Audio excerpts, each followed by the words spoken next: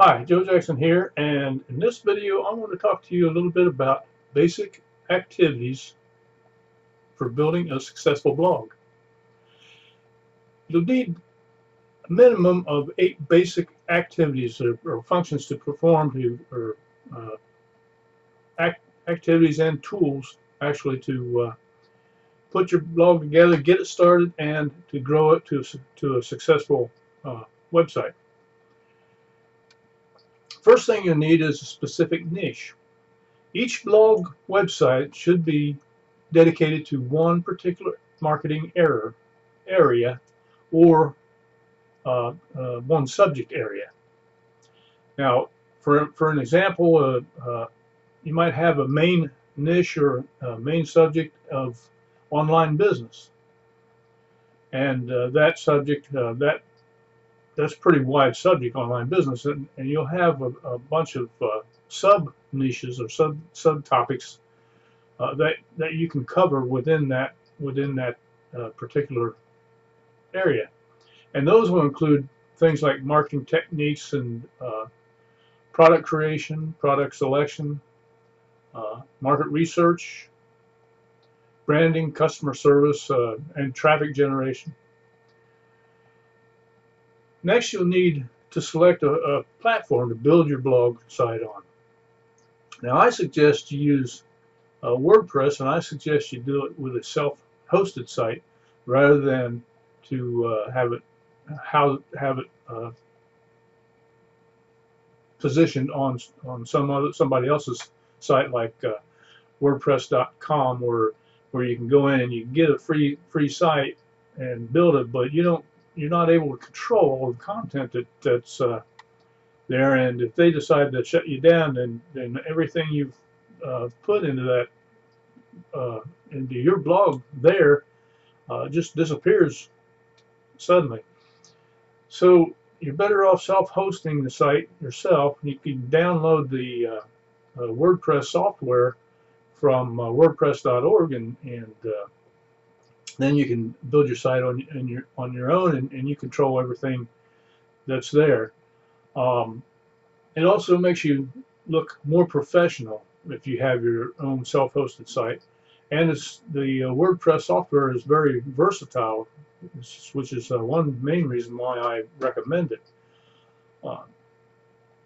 The next function or activity is to get tools that work best for your site. And part of the versatility of WordPress is that there are a huge number of themes that perform or give your site its overall look. And there are also plugins that perform various tasks for you, and there are widgets that you can use to format your blog in certain ways, and for posting banners for marketing purposes and the like. They also form your side columns if you have those on your particular site. Now, all of these are available. Many of them are available free of charge by the WordPress community. So there are also paid options, tools out there, but you can pretty much do everything you're going to want to do with your blog with the free tools that are made available. Next, you want to post your content both in pages and blog posts. Now, the FTC does in the United States does require specific pages be posted on your site. Those include contact page, so that your readers can get in touch with you, the privacy policy page, terms of service or terms of use, the earnings disclaimer. Now, those you'll have to have on your blog by law in the United States if your business is here in the United States. I tend to place short articles or pieces of information normally 600 words or less I'll put on in my blog, or actually more like 300 words or less I'll put in my blog, on my blog page. And all the blogs go there, and then the longer articles that I write, normally 600 or more words, I'll give them their own page, especially if the information is high value and teaches something, or gives solves some problem that somebody might have. I'll give that its own page, mainly because it's always going to be right there. That page is available in the menus of my various sites, and on the blog page itself. Each time I post a new blog post, um, the previous post drops down a notch, and the new post goes in there to the top of the page.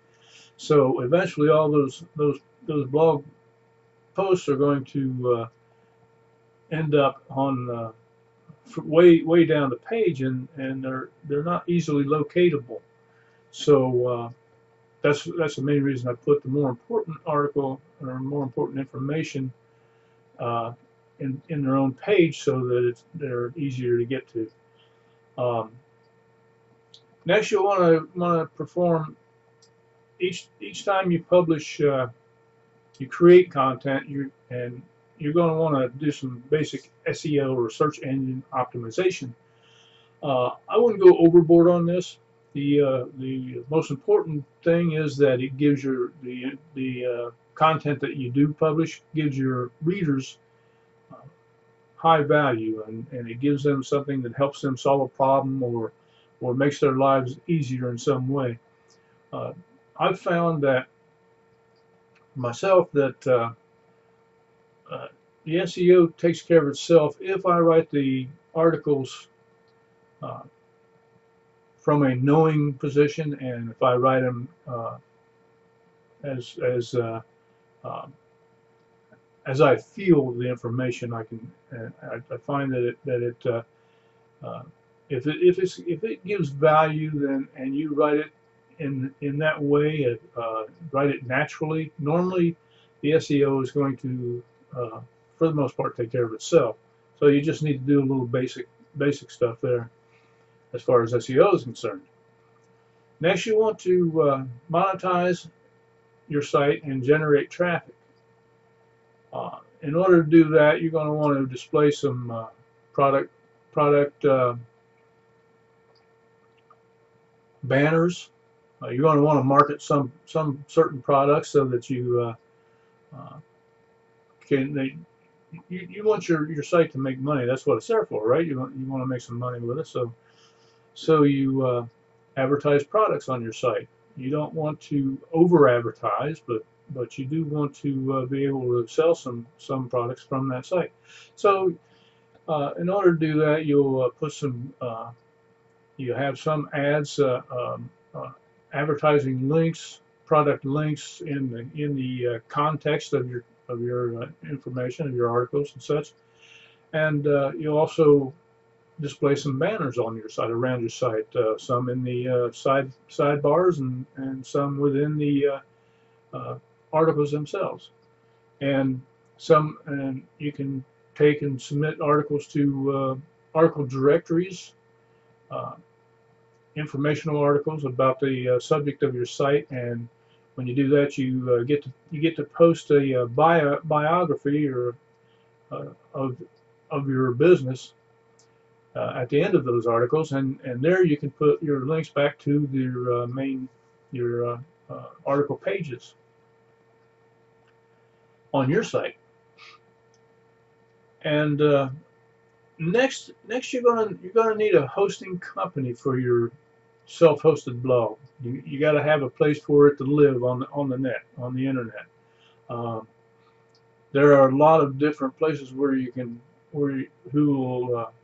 where you can find that service, and publish your site, and then they'll make sure that it stays on the internet and available for your readers to get to look at. Now I recommend two different hosting services, and those are Namecheap and HostGator. You can find my links to those two companies in the description box below the video.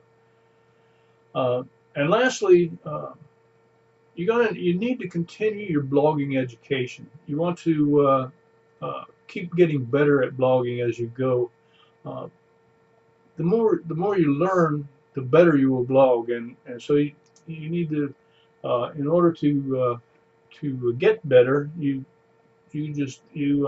study different courses and read different information coming from bloggers, and especially the bloggers in your same niche. You can learn a lot from the more successful ones.